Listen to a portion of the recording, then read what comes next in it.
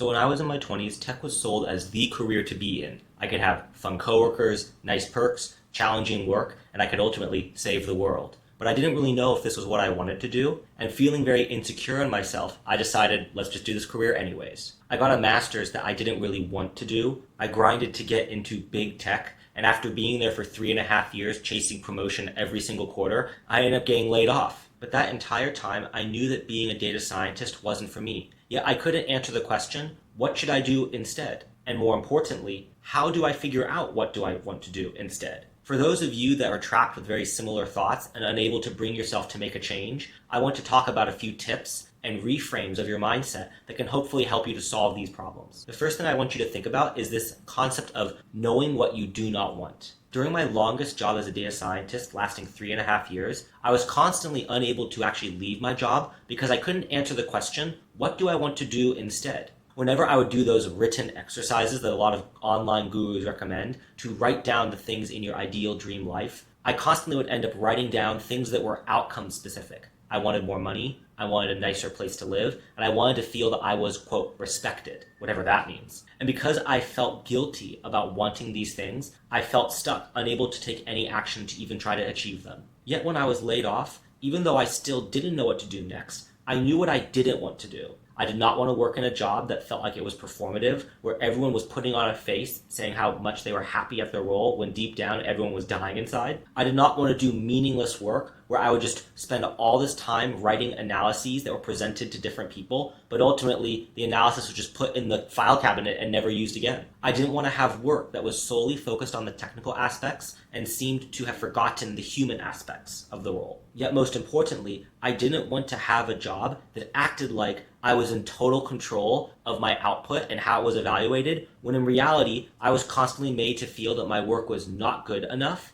and ultimately that someone else had to decide whether or not my work was good enough. So ask yourself, even if you don't know what you want in your current role, in your career, or even in life, start with this. What do you not want? And as you begin to answer that question, you will inadvertently gain more clarity into what you actually want. The second thing I want you to consider is this idea of do not fear being stuck, fear inaction. So before I was laid off from my tech job, I could not bring myself to make any meaningful change in what I was doing. I was constantly paralyzed with the fear of making the wrong choice. I invested a lot of time into becoming a data scientist. I spent nearly 2 years as a data analyst, went to graduate school for 2 years to get a master's, spent a year before I got into big tech as a data scientist at another company, and then 3.5 years grinding for promotion in this big tech company. I had invested so much in being a data scientist that I couldn't comprehend what it would mean to leave this path, especially when everyone else around me was acting like this was my golden ticket. I felt that if I left my company and this role, that all of that time spent gaining this domain-specific knowledge necessary to do my job would be a waste, especially if I found a role in a different industry, and that I took so long and so much time to gain this knowledge. I was afraid that if I quit my job with nothing lined up, and in the worst case scenario, couldn't find another job, that I would have made the wrong choice once my savings had fully dwindled. So this fear of making the wrong choice across many potential outcomes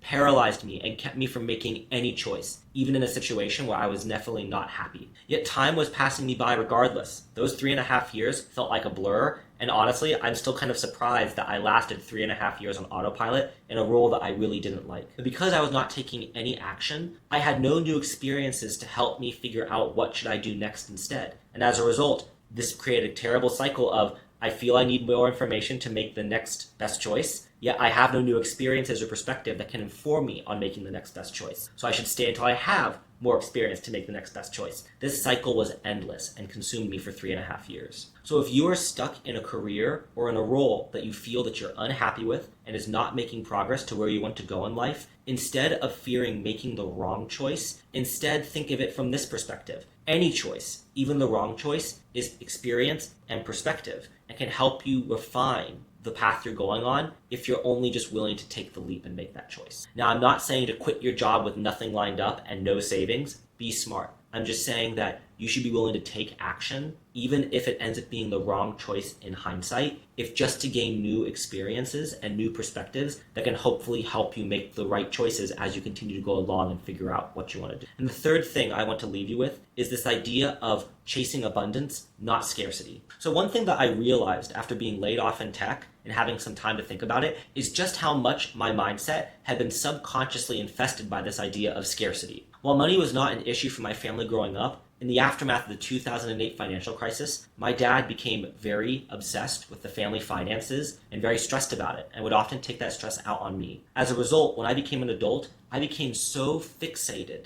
on getting a high-paying, stable job that would mean that I would no longer feel this scarcity. Yet when I finally achieved that job, I felt so insecure because I couldn't afford to lose it. I couldn't leave my job because of this scarcity mindset, even though I was so unhappy and so burned out. But now that I've been laid off, I've had time to think through some of these feelings, and even though I haven't been able to fully rid myself of them or evolve beyond them, I do want to pose that question to you. Are you afraid of stepping off the path that you are currently on because you're afraid of losing it all? Maybe a similar scarcity mindset is preventing you from taking any action because you're afraid of the worst possible outcomes, and that if you had a different mindset, such as an abundance mindset, maybe you wouldn't feel as stuck anymore. Now, I'm not saying that it's going to be easy to change this mindset. That is what coaching or therapy is probably for. I'm just saying that it might be worth exploring different ways to improve your feelings of abundance instead of scarcity, which can hopefully help you overcome this inability to take action in the case of having all this uncertainty. So those are my 3 perspectives of why you might feel stuck in your tech job and unable to take action to move you forward.